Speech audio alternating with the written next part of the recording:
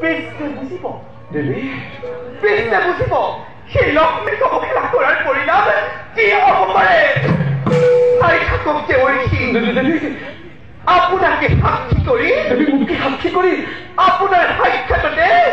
এক মহা প্রলয়কারী দৈত্য সজন করি নতুন সৃষ্টির অঙ্কুরণ কৰিব খুজিছে তাৎপৰ্য খুলিৰ লগত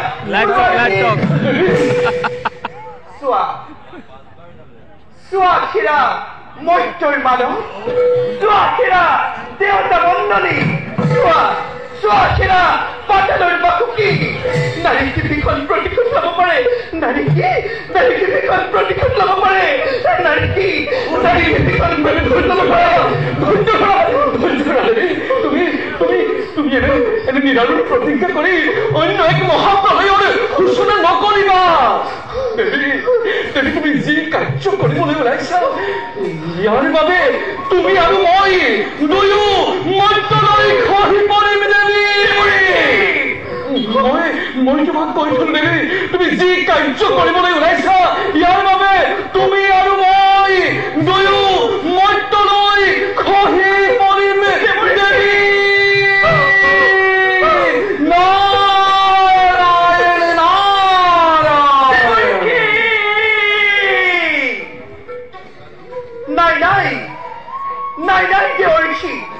এবাৰ চিকামলৈ মনস্থ কৰিলো তাৰ পৰা মই কদাপিতো নবিচাৰিত নাৰী হিংসা পৰায়ণ বিষ্ণুৰ সৃষ্টিময় ধ্বংস কৰিমেই কৰিম সৃষ্টি আকাশলংঘা দৈত্য সৃষ্টি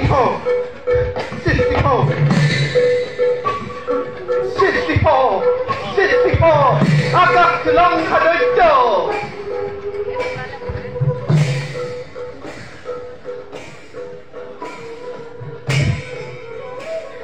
সৃষ্টি আকাশলংঘা দৈত্য সৃষ্টি আকাশলংঘা দৈত্য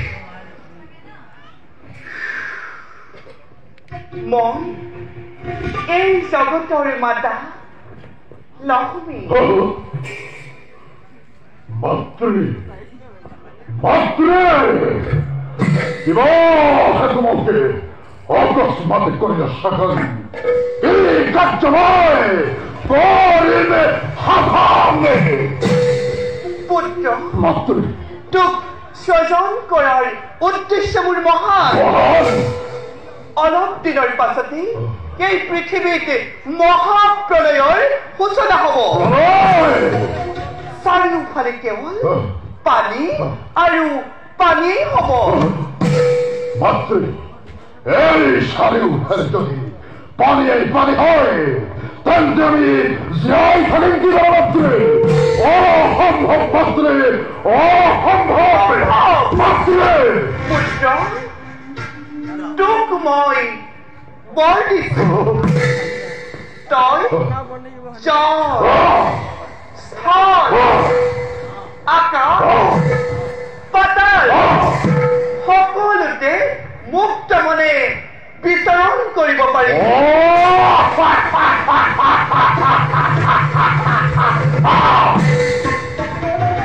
তোক প্ৰভু বিষ্ণুৰ সুদৰ্শন চক্ৰ মহাদেৱৰ ত্ৰিশূলেও হত্যা কৰিব নোৱাৰে তোৰ সৰ্বশৰীৰময়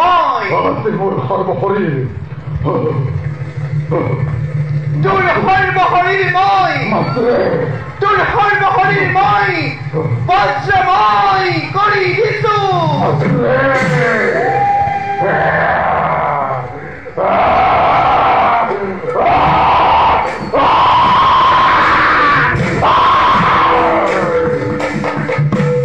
এতিয়া তই মোৰ আদেশ মতে কাম কৰি যাব লাগিব শুন পুত্ৰ অলপ দিনৰ পাছতে সেই পৃথিৱীত মহাপ্ৰলয়ৰ সৃষ্টি হ'ব চাৰিওফালে কেৱল পানী আৰু পানী থাকিব বেদ বেদাংগ কৃষ্টি সভ্যতা সকলো পানীত ডুব যাব ঋষি মুনিসকলে যাগ যজ্ঞ কৰিবলৈ বেদ বেদাংগ একো বাচি নাথাকিব আৰু মহাপ্ৰলয়ৰ শেষত তহঁত অসুৰবোৰে নিজৰ সভ্যতা বিস্তাৰ কৰিব পাৰিব তেতিয়া তহঁত অসুৰবোৰ দেৱতাতকৈ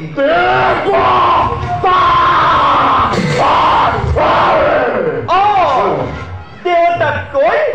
উচ্চ আসন লাভ কৰিব পাৰিবি পুত্ৰ মাতৃ মোৰ পৰিচয় কি হব এই নামেৰে জনজাতে মই ধৰাৰ পক্ষতে পুত্ৰ মাতৃ তোক মোৰ ডিঙিৰ হাড়ৰ পৰা কৰিলো স্বজন মাতৃ আৰু তোৰ মুখমণ্ডল দেখিবলৈ মাতৃ মোৰ মুখমণ্ডল দেখিবলৈ তোৰ মুখমণ্ডল দেখিবলৈ মাতৃ মোৰ মুখমণ্ডল দেখিবলৈ খুৰাৰ দৰে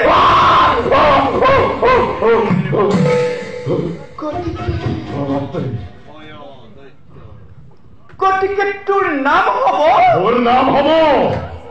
তোৰ নাম হব মোৰ নাম হব হয় দৈত্য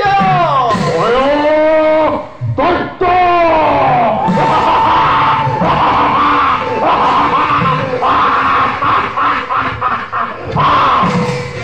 দৈত্য নামে তই সেই জগতত অভিযান আছা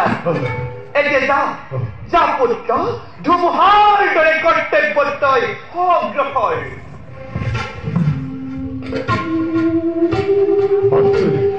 পুত্ৰ মাতৃ তুমি মোকে অমৰত্ব বৰ কৰা প্ৰদান পুত্ৰ অমৰত্ব বৰ দিয়াৰ ক্ষমতা মোৰ নাই পুত্ৰ তথাপিতো মই তোক যি বৰ কৰিছো প্ৰদান সেই বৰ অমৰত্ব বৰৰ সমানেই হব স্বৰ্গ মৰ্ত্য আৰু পাতালৰ কোনো বীৰেই তোক হত্যা কৰিব নোৱাৰে মাতৃ পুত্ৰ প্ৰকাশ কৰ পুত্ৰ এই দৈত্য বংশ বৃদ্ধিৰ কাৰণে এগৰাকী ৰূপৱতী কন্যাৰ অতিকে প্ৰয়োজন তই ঠিকেই কৈছ পুত্ৰ মাতৃ সেই পৃথিৱীৰ ভিতৰত ব্ৰহ্মাৰ কন্যা সৰস্বতীৰ সমান সেই পৃথিৱীৰ ভিতৰত ব্ৰহ্মাৰ কন্যা সৰস্বতীৰ সমান গুণী মানি সুন্দৰী নাৰী আৰু কোনোৱেই নাই গতিকে চলে বলে কিংবা কৌশল কৰি হলেও তই সৰস্বতীক বিবাহ কৰগৈ অপুত্ৰ চলে বলে কিংবা কৌশল কৰি হলেও সৰস্বতীক তই বিবাহ কৰগৈ অপুত্ৰ চলে বলে কিংবা কৌশল কৰি হলেও তই সৰস্বতীক বিবাহ কৰগৈ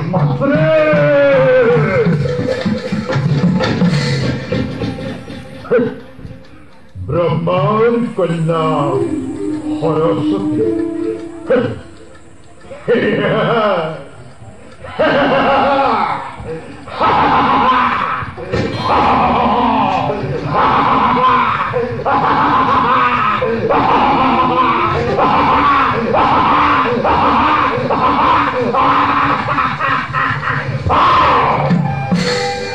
বিশ্ব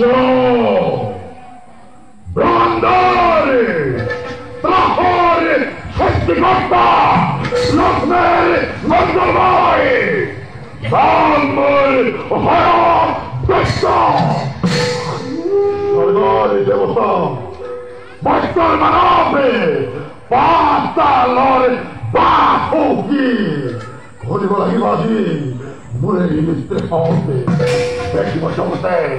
বুঝিব বিস্ময় এই দানবর হত্যাকর্তা ভয়ভীতরে ভক্তি বিনষ্ট পরাক্রম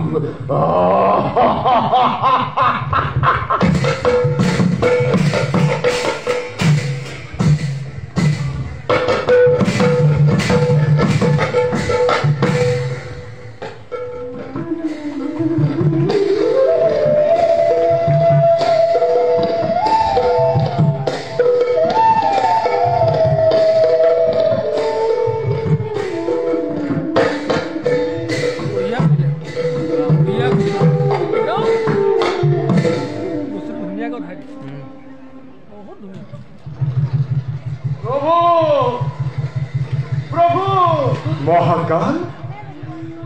পুনৰ হঠাৎ আবিৰ্ভাৱ হোৱাৰ কাৰণ কি মহাকাল মোৰ সাৱধান বাণী শুনক প্ৰভু মূল সময় আকৌ মহাপ্ৰলয় আৰম্ভ হোৱাৰ আগতে আন এক মহাপ্ৰলয় সাজু হওক প্ৰভু আন এক মহাপ্ৰলয় হয় প্ৰভু আন এক মহাপ্ৰলয় কি মহাকাল প্ৰভু মহাকাল